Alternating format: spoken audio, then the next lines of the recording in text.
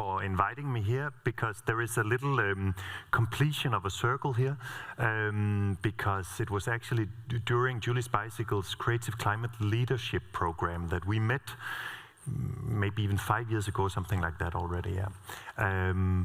Which was a program, if you by any chance have the possibility to be a part of that program, I strongly suggest you do that, because it's a great way of networking in the Nordic countries with other, in this case it was a Nordic version of the Creative Climate Leadership Program, and it was a great way of networking with others, because when working with sustainability, you are deeply dived into that rabbit hole of climate and biodiversity crisis, and you tend to feel alone, at least I do sometimes.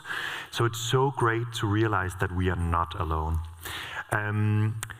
Today I'm gonna talk about a lot of stuff, and I suggest that we have some questions in the end, but if you feel either provoked or intrigued, then please, you can stand up and you can shout at me, or you can ask questions more politely, and then if that's okay with you, Petra, then we can take questions during the process, because I'm a little bit against this dinosaur view of people like me speaking to people like you, because this is, to me, not the best way of spending time together, because your competences and talent and knowledge is by far way bigger by mass than mine. So it's stupid that I try to say things to you if we don't have a dialogue. So I hope you will be up for this. You will be up for this? Great. So first, I'm just gonna try something on you. Raise your hand if you have felt this, you could call it climate anxiety, where you feel really alone and feel like, oh my God, I can't solve the crisis of the world myself. If you ever felt that, raise your hand. Take a look around, see that, okay, we're not alone, but this is also a very bad situation to be in. So I also want to ask another question. Have you ever felt like you were really connected to others during a cultural experience where you really feel like, wow, we can change things? Raise your hand if you feel like this. Have a look around. So this sums up what I'm going to say the next 40 minutes. This is basically the solution of stuff. I would say we need more culture. We need to be together more. Relations are key in the green transition. We need to be related. We need to act together between classes and social diversity. We need to realize that we are not alone. We sadly created this problem we're in, this mess we're in, but we can solve it together, just as Tagrid said earlier. So, okay, here we go. So as you might already understand, it seems like I'm an expert in something green. That might be true, I hope so, but I'm also a former actor. That's why you already might feel like, oh, this is fun, he's like doing stuff. So, but you can test me during the way if you feel like, does he know this, or is he just making it up? You see? So we are playing with things now. So I'm going to talk about the green transition in the Danish cultural sector, because that could be an example right now of talking about where we are in the Nordics. Before I start, I just want to give my compliments to you here in Finland, in Helsinki. I have been here from Friday up until now. So happy to be here with my family, my wife and 2 daughters. We were at Føllesøen yesterday, where we realized how interesting it is to walk into a 300-year-old building and just take in, who were those people who lived here? What were their worldview? How did they dream of the future? And how did they not by any chance have an idea that their house would be removed from some remote place in Finland to Føllesøen, and me walking around there at one point on a Saturday in 2025? That is strange. So I'm also saying here, even though all climate scientists say that we are going over the cliff, straight down to collective suicide here, we also must remember that we can change the future, but we can also not imagine all the possibilities that are there, because there are so many possibilities still I hope this comes across. That was a little bit quirky said. Okay, so I'm going to talk a little bit about where we are with the Danish government Arts Council, this Center for Sustainability within the Arts, which I'm a project manager for within Kulturens Analyseinstitut in Denmark. I'm going to talk a little bit about what are the municipalities doing in Denmark, and then also about what are the advocacy organizations doing and the cultural institutions. So I'm basically coming with a lot of examples that I hope can inspire. So it's like, oh yeah, we could, if you're not already doing something similar, you could. So I have to press with intention. How does the Danish government take action? So we had a new government in 2022 in Denmark, and they made this this program for how they want to govern the country, and under the paragraph of culture, they say they want to set up a council that will reveal and discuss where arts and culture can contribute to solving the great matters of our time, which in this case would be the climate crisis, the biodiversity crisis, the crisis of trivsel. That's a very good name to see if I can translate. The crisis of loneliness among young people today, the detachment young people feel today from society because of social media and all that shit. So the government said, let's make a board for that. We're in 2025. They haven't done this yet, but it's great that they put it into words. Okay, so what are the Danish Arts Council doing? So we have a law in Denmark that says that the Danish Arts Council cannot legislate on, let's say, climate action onto cultural institutions. This is a pity, because we can see with the UK, especially with Julie's Bicycle and the Arts Council England, that it actually matters if you legislate. We made a Danish national survey to the cultural institutions in last part of last year, with more than 500 different cultural institutions responding. 40%, I'm going to come back to this later, but 40% of our of the people who responded to this survey say that they want legislation, green legislation with funding. They want it to be like, if I am to receive funding for a project or for my theater or museum, I want the people who fund, it could be municipality or state, I want them to set up some rules that I have to live up to, so I know that we are all in the same boat and that we change gradually together. This is not something that the Arts Council can do as of right now. They translated the Julie's Bicycle Creative Green tools, a carbon calculator, among other things, a couple of years ago. They took that back. Now it's not available on the website anymore, but they are doing something. They have these 12 good ideas of what you can do. As you can hear what I'm saying, I'm like, Jesus Christ, this is not ambitious enough. And this is how systems work, you know, because the Danish Arts Council is set up by boards of artists like us who sit in these boards for 4 years. They have a lot of ideas. They're very progressive, and they're like, yeah, we can do as much as we can, but we're not really allowed to do it. So they sit with their hands behind, and they're like, what can I do? So I'm also doing some advocacy here for us all being activists, because this is also a story about activism. We can change society. We just do it. We don't have to wait for legislators to do it. We do it ourselves.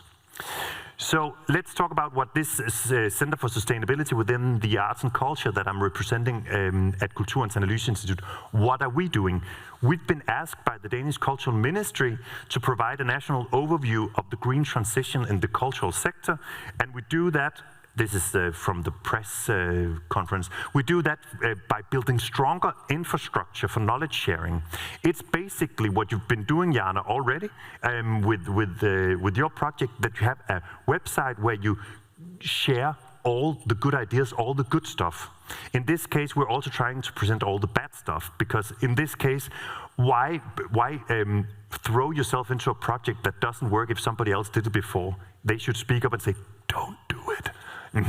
So that's what we're trying to do through the website of Kulturens Analyseinstitut, where we have a lot of cases from different cultural institutions and artists, where we dive into what is systemic change when it comes to working with sustainability. I also have to flag one important thing here. It is that in Denmark, when we work with sustainability within the arts, we stand on two legs, meaning that the one leg is how to minimize our carbon footprint, just as any other sector in society. The other leg, which is far more important, how can we utilize change through art? because this is where we are important. Artists are like a key role in this, because we tell the stories of tomorrow. So if we tell some interesting stories that will ignite hope and sparkle change, like, wow, we can do this, then it's easier to go through things that might hurt a little bit, because we also have to face that change can hurt. Yeah. So we also do surveys as an analysis. That's what I'm dived into right now. Right now, I just filed this subsector survey of performing arts. How are we working with performing arts when it comes to sustainability? Then we collaborate with other Nordic and European partners. I'm going to get back to this because I brought an example on this. And then, as I just said, we're sharing case studies and best practice across subsectors. So, the Danish municipalities, they actually are taking action, because we have a government who like saying they do, but they don't really. But the municipalities, they are, and I guess it's the same in Finland, because it's the same I just spoke to the organization for municipalities in Sweden. They do the same. Oh, there's a hand already. Yes, Mike, go. Thank you. I couldn't resist because I'm a government official. Yes. Oh, I love it. Let's battle, honey. So I take action and I challenge you at this point.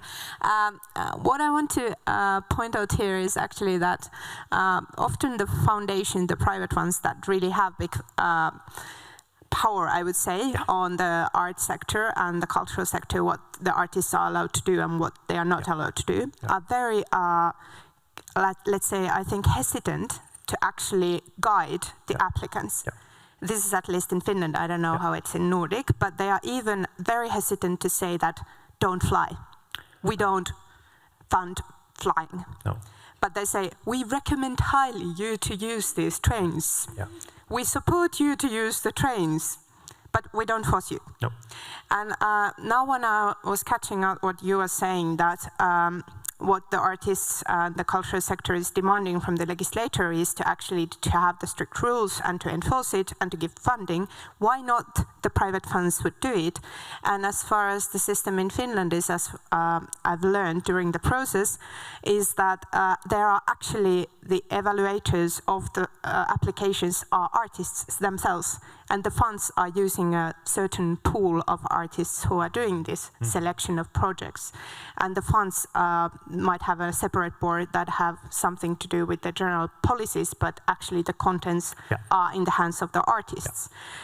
So if this is something very scary for a national foundation or even a network of foundations to do this kind of guidelines that are strict and saying that, well, we cut the flights like half first, and then next year we cut 60% of the, what we usually do, and then we do 80, and in the 2030 we don't fund flights at all, for example, would be something that your brave Danish initiative could take, because I think this is the discussions are going around, and this flying issue is something people don't want to touch. It's something that makes us feel really bad as persons, and then we are starting to talk about other values like international cooperation and so on, and then we kind of put it aside. Exactly. And as Nordics, if we could be so revolutionary that in these networks we would actually start to do this kind of experiment and spread it around to Europe. And I know in Denmark it would be easier for you actually, because you have better train connections. And we have a very small country. Than us. So maybe you could be the brave one to take this initiative and to propose it. At least something really like showing by example, like walk your talk. I think this traveling issues is really like walk your talk issues. So maybe to get the ideas on this. Yes, wonderful, great.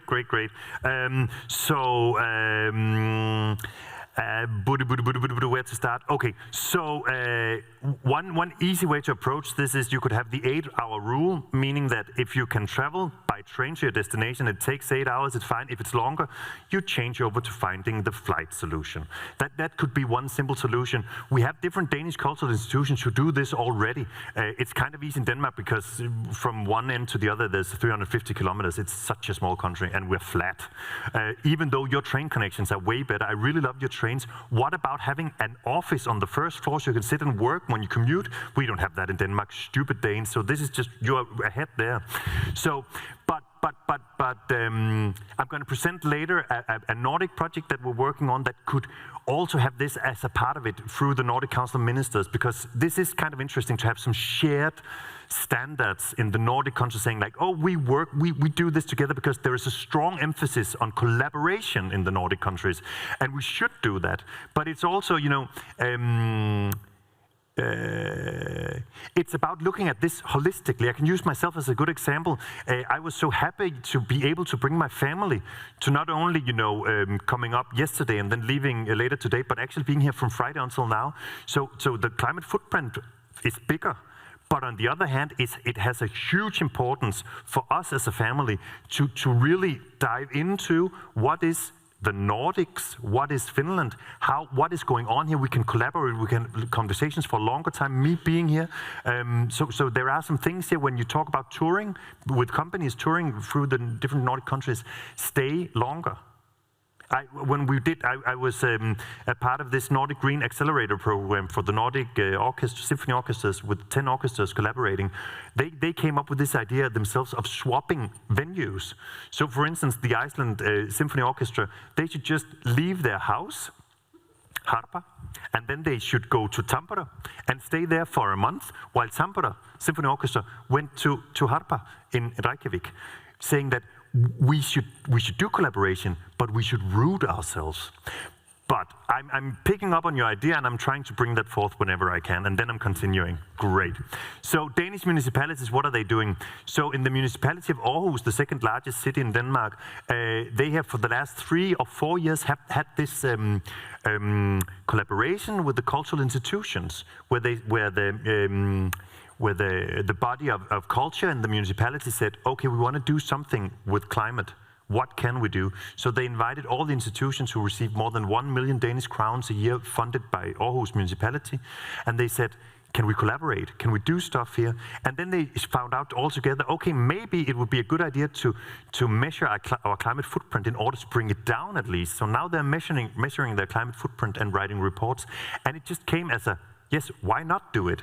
But it's my point here is that the distance from municipalities to artists and cultural institutions is way shorter than from government to the whole country's cultural institutions. So where change happens is, as we see it in Denmark right now, it is within the municipalities. Then we have the municipality of Horsens. They actually were so brave, the politicians there, so they placed the green transitions as sentences within their cultural strategy. This sounds like, oh, this is an easy win, right? But the workers in the cultural body in the municipality of Horsens, they suddenly had the agency to go out and create change, because they were like, okay, but our politicians say it's okay now. So it's not illegal when we do it. We can actually do it in broad daylight.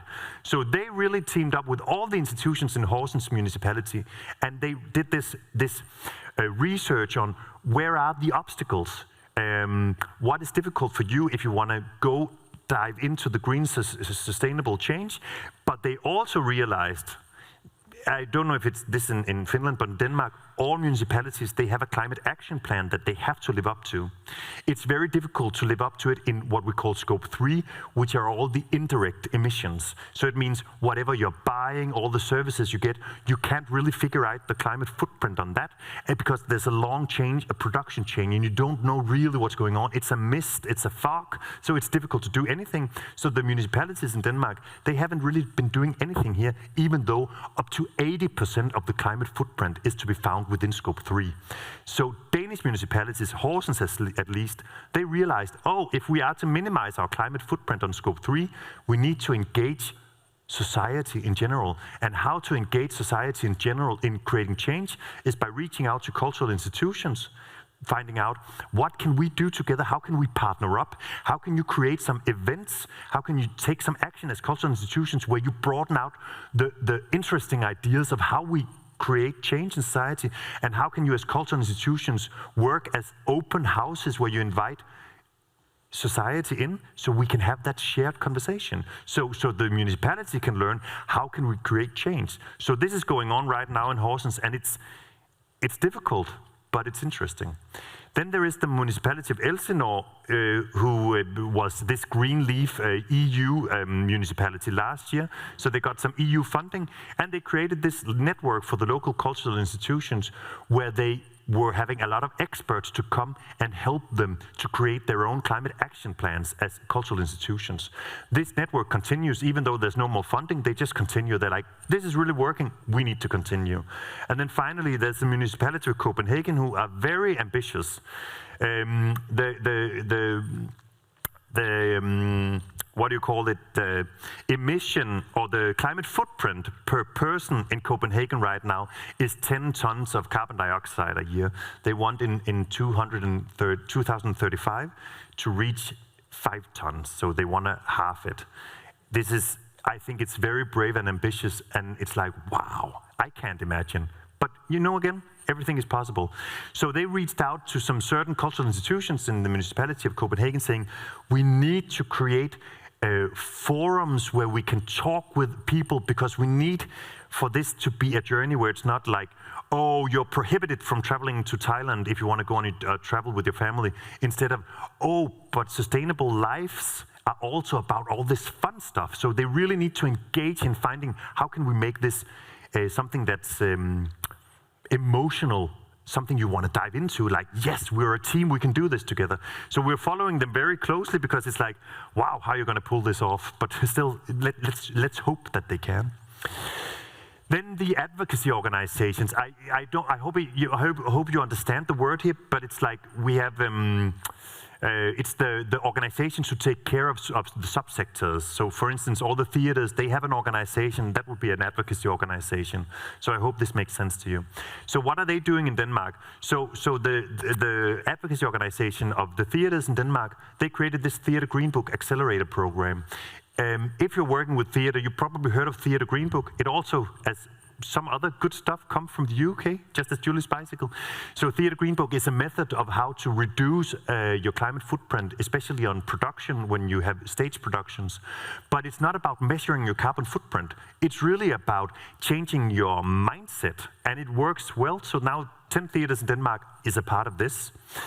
Then the museums, they also have a national organization. They created this Green Academy where they provided what is called a double materiality analysis. And you might go like, what the beep does that mean? Because it is kind of difficult. But it basically means if you want to really dive into the sustainable change, it can be nice sometimes to know what are the wins and what are the losses? Can I earn some money on this, or do I lose some money on this? Can I? What good things will happen if I do this? What bad things will happen? So instead of each museum who doesn't have funding to do this double materiality analysis, that each museum should do it, the organization said, let's make a general one, because this might be a good idea and to help all the smaller museums. This really worked already, so they are far ahead on the museums in Denmark right now. Then there was this Nordic Green Orchestra Guide, which really reminds a lot about the Theater Green Book. It's just in a Nordic version for symphony orchestras, and with a accelerator program as well. What are the cultural institutions doing, other than lifting each other in front of a church? I really like this picture. Well, now comes the good examples. So if I had one wish for you for today, it would be to go into the Louisiana Museum of Modern Art's homepage, because they've launched this code of conduct for all collaborators. This is very ambitious. So this is a cultural institution, one of the big ones in Denmark, north of Copenhagen, art museum, who made this code of conduct where you really work with E, S, and G, with the ecological and the social and the governance part of the transition we have to undergo.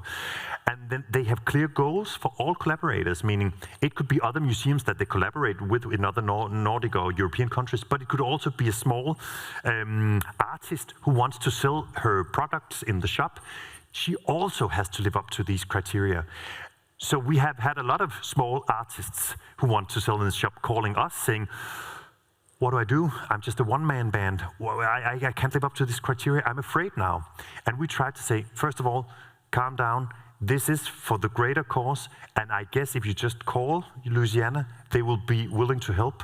And Louisiana called us saying like, oh, they're a little bit scared, but we just want to help. It's not like a rule where we say like, no. It's more like we have to be ambitious together. And since we're all connected, somebody has to start this change.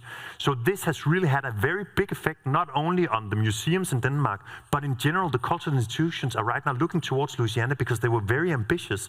They really based this code of conduct on the SBT's different standards that are already within climate science, but also within arts and culture. So they're really saying like, we don't need to invent something new. We need to stand on what's already there. And it's available online for free, and it's easy to translate. I think it's already in English. I'm just saying copy-paste. What's most important here is not copyright, it's the right to copy. In this case, we're allowed to copy. If we see something good, steal it. It's important. Yes, great, another question.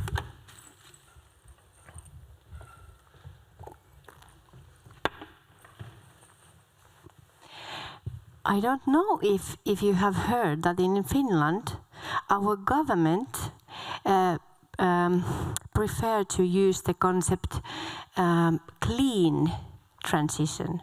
Yeah. Not like green, but clean. Mm-hmm. That our government want to focus on climate and the technology points, I assume.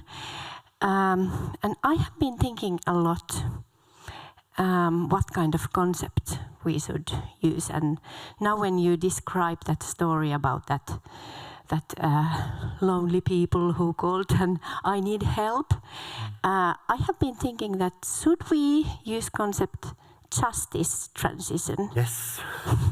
What do you think? That would be a very great idea. I have a good example there because right now in Denmark there are a variety of cultural institutions, mainly the big ones, who go like, oh, we just need a certification. If we can get a green certification, everything is easier. We can have a gold standard or something, then check, we got it. When DGNB, which is the certification for buildings, came to Denmark, for green buildings came to Denmark, I think it's 10 or 15 years ago. It's a German invented standard for buildings. It came to Denmark, and then people sat around a big table, literally small and big organizations and institutions from the building industry, and they were like, how can we adapt this standard to Danish way of working and thinking and living? So they did. And for the first 5 years, everything was just great. But what happens is that power corrupts, and the big ones slowly got to say, oh, let's make some small alterations. So now the DGNB standard only works for the biggest corporations with building in the building sector today. So the small ones can't get the certificate. That's unequal, that's not fair, and that is not just. So for sure, this is about justice. So we should really be aware right now. I also want to bring up another Nordic example. And I might get burned in hell for saying this from my company, from who I'm present, but I'm also about, we need to speak up and be frank about what's going on. So we have Norway as a great example. Norway is a petrostate. It's made up of oil. Oil funds culture in Norway. We have to be frank about this because this is what's going on. Big oil bosses are head of boards of the big cultural institutions in Norway. This is a fact. This is how it works. So the thing that's going on right now in Norway is that there is a huge interest from the authorities on culture to emphasize that the culture needs to minimize the climate footprint by using calculators. You see, this is only one leg. What about the other leg? It's missing. Why is it missing? Because it's kind of difficult to have artists and cultural institutions suddenly speaking up about the state of the country and why it's maybe not a good idea that oil funds culture. But then it's easier just to stand on that one leg going, oh, but the sector, the climate, the cultural sector really reduces its climate footprint. Isn't that amazing? So I'm just saying, be aware. We have, in Denmark, it's not oil, it's tobacco. One of our biggest private organizations funding culture is tobacco. That's kind of difficult. And I really get that it's difficult because we're happy every time we get money from this organization. It's like, yes, we got some money so we can do stuff. Yeah, tobacco. Yeah. Great. So the Congress and Culture Center of Aarhus, they also made something really interesting. And I want to hear, when we're finished here, if you have something similar here in Finland, because we haven't broken this code yet. Not just at least Aalborg did. They made this collaboration with the regional transport company, saying that all inhabitants from the region of northern Jutland, they can travel free of charge with public transport before and after going to an event at the Congress and Culture Center. So this is important because audience transportation is one of the big emitters when it comes to culture, how we get to and from our cultural experience. So this is really interesting, and I want to hear from you if you have examples from Finland, similar examples. Then we have the Royal Theatre. It's such a large institution, so they have the possibilities to really create some strategies for measuring climate footprint on scenography. They are so far ahead with realizing that because they have so big productions, they realized instead of doing a lot of counting on how much, what's the climate footprint of this thing or this thing, they realized, oh, but we have amounts here. So it's about weighing stuff. So they weigh all the wood that they have for scenography, all the iron that they have. So they found this easy method. And actually, this method is bouncing back to Theatre Green Book now, so they are adapting it in Theatre Green Book, realizing that the large cultural institutions in Europe who use Theatre Green Book as a method, they can now use this way of measuring the climate footprint. Yes. So we did this national survey that we're in the middle of, as I told you before, with more than 500 cultural institutions who took part in it. And what we basically wanted to do in this survey is to see what's the status, how far are you with the green transition, remembering the two legs, so it's not only one, it's the both of them, but also what barriers do you meet when you try to undergo this change? What are your motivations, first of all, to work with sustainability? Because that might be very different motivations. Some want to save some money, some want to be ahead in competing with other cultural institutions. Some just do it because they have a good heart. It's very different motivations. And we also asked, what do you need from the rest of society, from the authorities, from the cultural ministry? What do you need for this green transition in the cultural sector to accelerate? So there were some key finds. 92% of Danish cultural institutions, they actively engage in the green transition. That's a very high number, and this is kind of an easy win, because when you get asked, oh, do I engage in the green transition? You just press yes. But does this mean that you actually do it? So we also were very specific, asking about a lot of random stuff you could do in order to test what are people actually doing. But it had another important meaning that we did this, because this was also like a free checklist for them, going like, okay, I could do this, I also could do that, in all different areas of production, how to run a company or a house, a museum or a concert venue. Yes.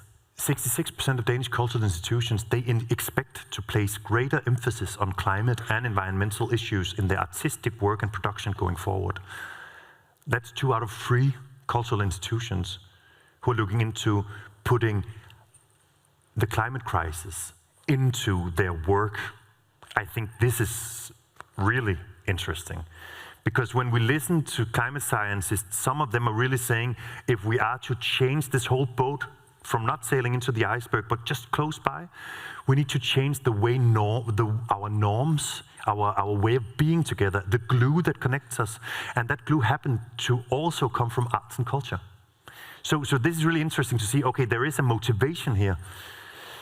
Then we also asked about how they work, different sizes of, oh, no, we're gonna pause it because there's a question. I love it. Let's break down. I also need some more water. Yeah. Yeah, time. Thank you. Thank you for allowing the interview for a second time. I'm really interested about this willingness to take climate issues in the artistic work. And I appreciate that there are more and more theater that is focusing on climate crisis and collapse of ecosystems and so on, but it's also sometimes I have very controversial feelings. I work in the Ministry of Environment, and these things are familiar to me. And I go there because I want to also see how the arts is processing it. But there are people who might avoid going there because they see that, oh, that's the, thing I don't want to touch on. So I just don't go there. So is there a risk that if the artistic content is clearly focusing on, let's say, only forest issues, those people who don't want to go there, they just select, okay, I'll go to the really something else. And then there are a bunch of people who are already aware, and it's like going to church. It's an echo chamber. You go there and you're like, yes, I've been seen. I want to answer that for you, and I can see time is flying, so I'm just going to...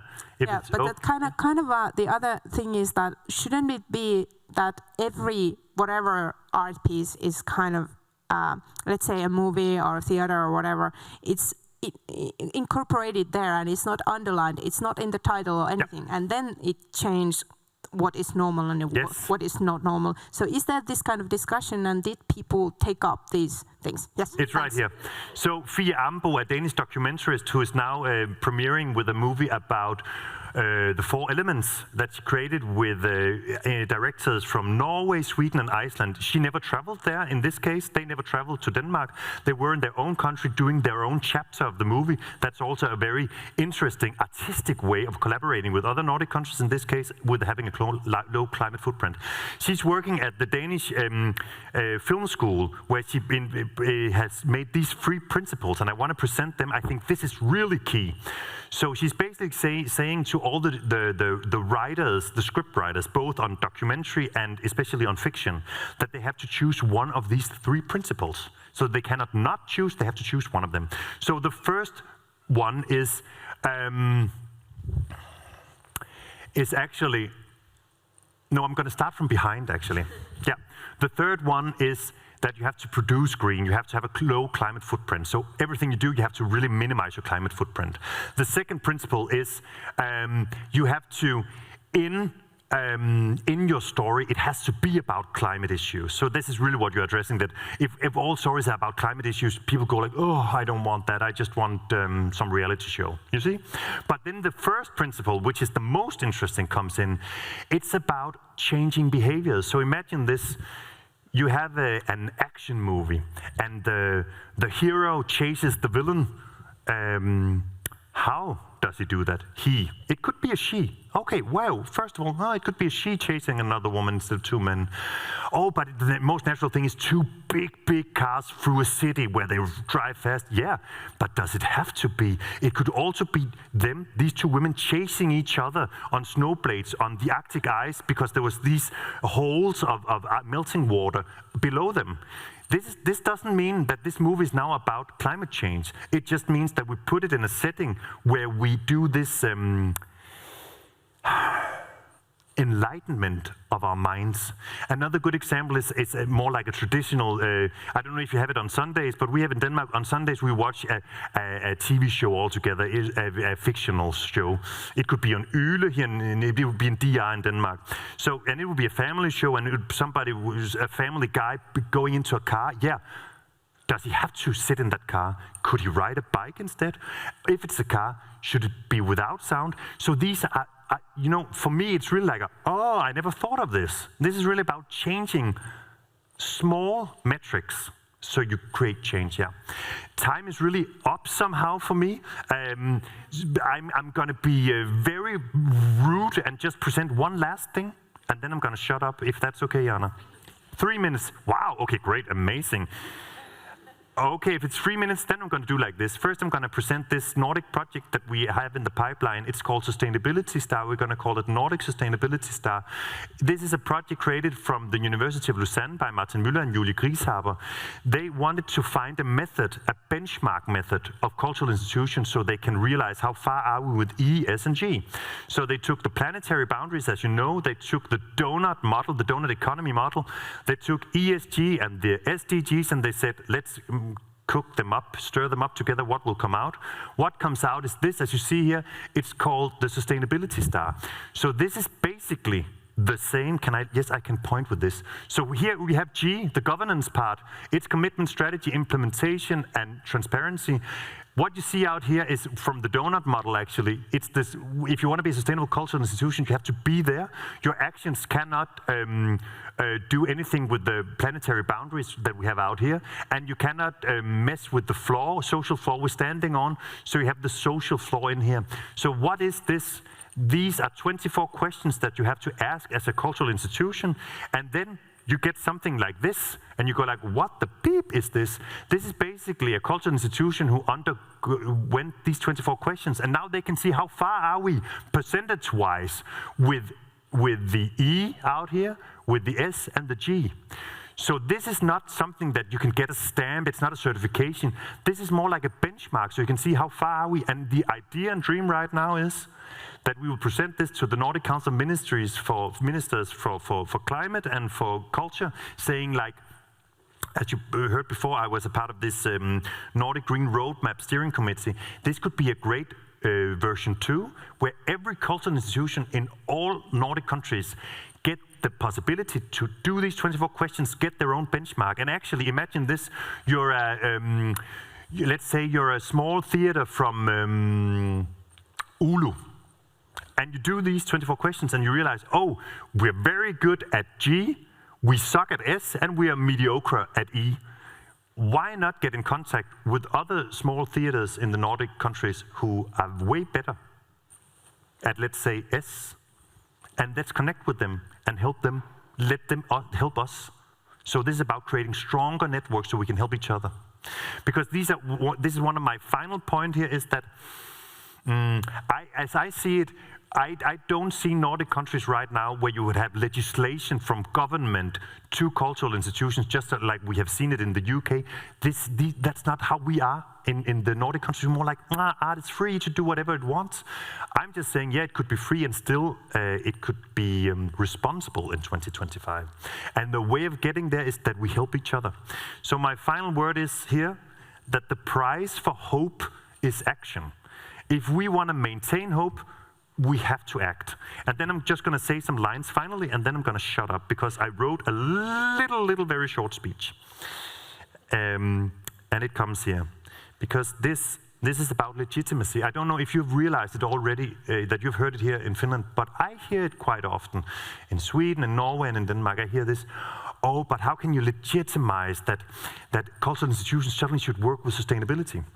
Here's why. In 2025, the legitimacy of cultural institutions increasingly depend on their ability to respond meaningfully to the climate and biodiversity crisis, not only by reducing their own environmental footprint, but also by using their platforms to inform, inspire, and catalyze public awareness and behavioral change. Cultural institutions are not neutral spaces. They are deeply embedded in the social and ethical fabric of society. Just as they have historically played a vital role in responding to political issues, human rights issues, and social justice issues, they now face a moral and societal imperative to address the defining crisis of our time. Here are two key arguments for this legitimacy. One, cultural relevance is tied to societal urgency. If cultural institutions wish to remain relevant, trusted, and publicly valued, they must engage with the challenges that shape our shared future. Climate breakdown and ecological collapse are not peripheral issues. They are central to the well-being of the community that culture serves. Point 2. Freedom of art includes the freedom to engage deeply. Artistic freedom is not compromised by responding to the climate crisis. It is activated. The climate crisis is not an agenda imposed from the outside. It is a reality that affects the very conditions under which art is created, experienced, and supported. Artists and institutions can and should choose to respond with autonomy, depth, and imagination. In this light, it is not a contradiction to say that art must be free and that culture must engage with the climate crisis. Rather, the freedom to respond to urgent global realities is precisely what gives culture its power and legitimacy in its moment. Thank you.